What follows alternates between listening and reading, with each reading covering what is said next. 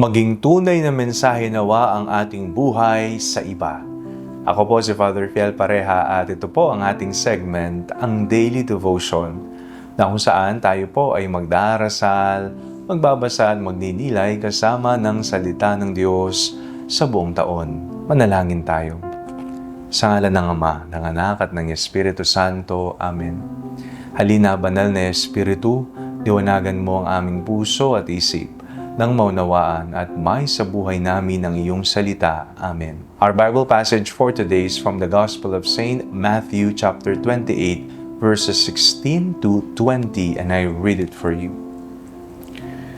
Now the 11 disciples went to Galilee, to the mountain to which Jesus had directed them.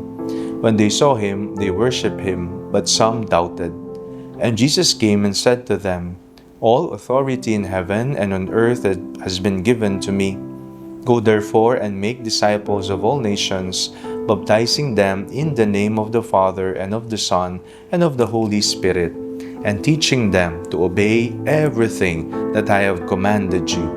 And remember, I am with you always to the end of the age." Sa panahon po ngayon, napakadali ng magpadala ng mensahe.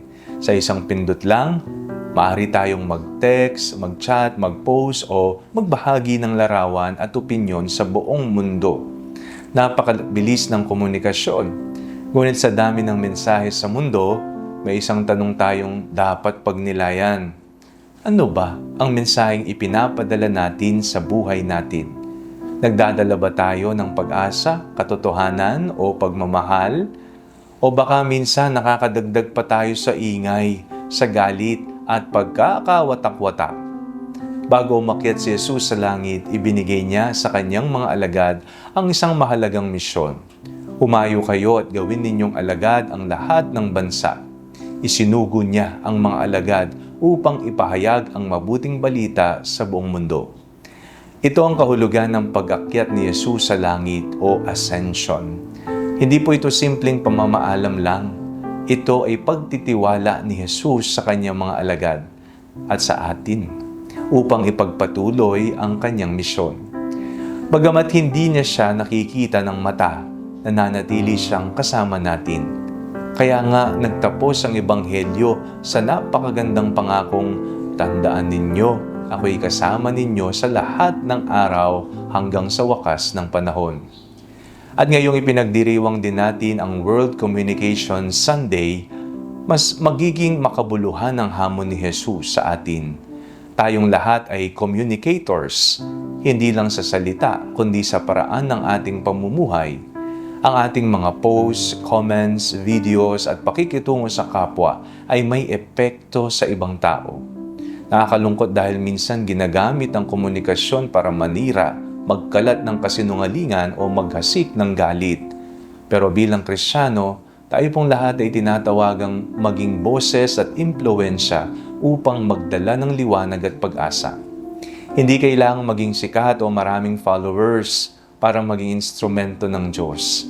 Ang simpleng mabuting salita, pakikinig, pang-unawa o pagbabahagi ng katotohanan ay maaring maging daan upang tayong lahat ay mapalapit kay Jesus.